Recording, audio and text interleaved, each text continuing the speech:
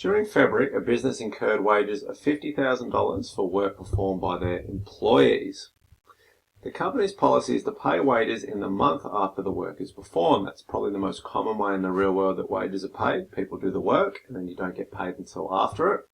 So what's going to happen here is those $50,000 of wages won't actually be paid until the following month, which in this case would be March.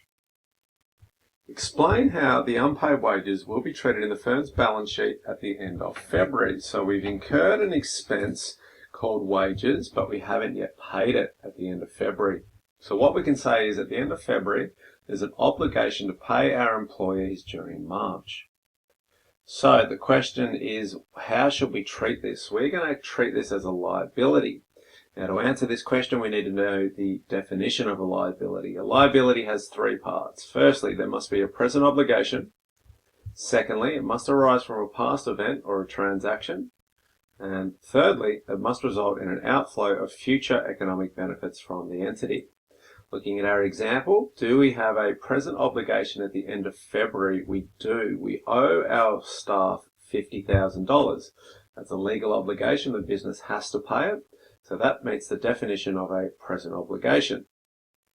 Is there a past event? So there must be some sort of transaction between the business and another party. That's a little difficult, more difficult to figure out.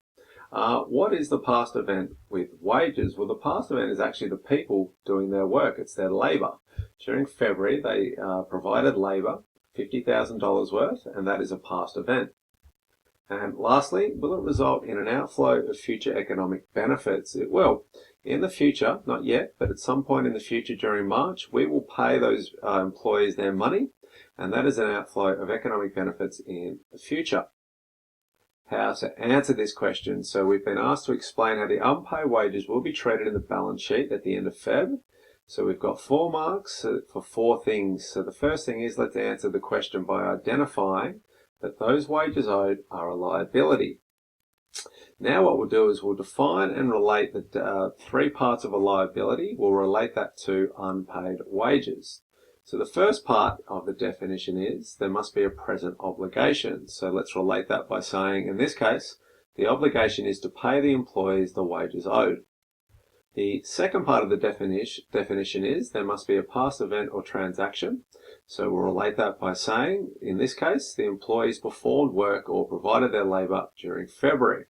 And the last part of an asset liability is it must result in an outflow of future economic benefits.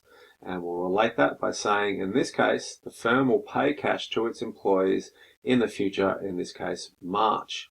What have we done to earn 4 marks? We first of all identified how this should be treated in the balance sheet at the end of Feb by saying it's a liability. And then we've defined and related the 3 parts of our liability to this question.